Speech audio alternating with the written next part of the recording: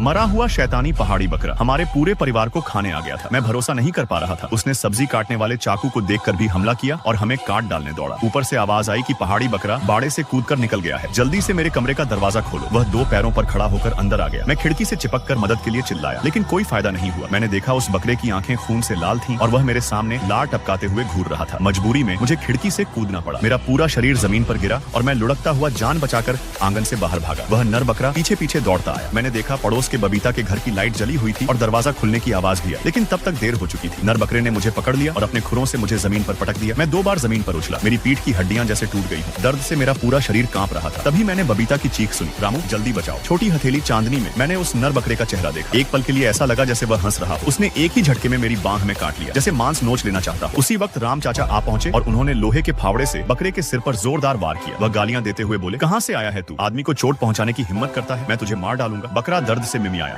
और भाग गया। मेरा पूरा शरीर दर्द में था और धीरे धीरे मेरी चेतना जाती रही। जब मैंने आंखें खोली तो खुद को खाट पर पाया। मैंने तुरंत बाड़े की तरफ देखा। वह खाली था जिसने मुझे काटा था। वह बकरा भाग चुका था। तभी मेरा तीसरा मामा अंदर आया और बोला, क्या सीता मिली? लोगों ने कहा उसके मायके के भाई लौट आए हैं, शायद उनसे मिलने गई होगी। मोहन वापस आया है, मैं जाकर देखा था। मैंने कहा, देखने क्या जाओगे? वह शहर से लौटा है, हमारे पहाड़ी लोगों से क्या बात करेगा? तभी अचानक आंगन के बाहर से बकरे की आवाज आई। मैंने झांक कर देखा, वही नर बकरा फिर लौट आया था। अजीब बात यह थी कि वह बस दीवार पर खड़ा होकर मिमिया रहा था, अंदर नहीं आ रहा था। मैं वापस मुड़ गया। तभी मेरे अंदर गुस्सा भड़क उठा। मैंने कहा, हरामी जानवर, तू फिर लौट आया, देखता हूँ तुझे कैसे नहीं मारता। मैं पास पड़ा फावड़ा उठाकर धीरे धीरे बकरे की तरफ बढ़ा। वह दीवार पर आगे पीछे चलता रहा और लगातार आवाज करता रहा, जैसे उसने मुझे देखा ही ना हो। मैं दीवार के पास पहुंचा और अचानक पूरा जोर लगाकर फावड़ा घुमाया। वह बकरा उछलकर आंगन के बाहर कूद गया। मैंने गुस्से में चिल्लाया, हरामी, अगर हाथ लगा तो तुझे काट कर खा जाऊंगा। यह कहते हुए मैं फावड़ा लेकर बाहर दौड़ा। वह बकरा वहीं खड़ा रहा, जैसे दादाजी का इंतजार कर रहा हो। तभी तीसरे दादा दौड़ते हुए आए और बोले, बड़े भाई वापस आ जाओ, ये बकरा ठीक नहीं है। लेकिन इससे पहले कि वह गेट तक पहुंचते, बकरा और दादाजी दोनों अंधेरे में गायब हो गए। तीसरे दादा घबरा गए और पैर पटकते रहे। फिर वह मुझे गीता आंटी के घर ले गए और घबरा कर बोले, छोटी हथेली, वह भी बकरे के पीछे चला गया है। इतनी रात में यह बड़ी चिंता की बात है। आज तुम यहीं रहो, मैं उसे ढूंढने जाता हूँ। गीता आंटी बोली, घबराओ मत, मैं भी साथ चलती हूँ। वह बकरा बहुत अशुभ है, इस बार पकड़ में आया तो मारकर ही दम लेंगे। यह कहकर दोनों दादाजी को ढूंढने निकल गए।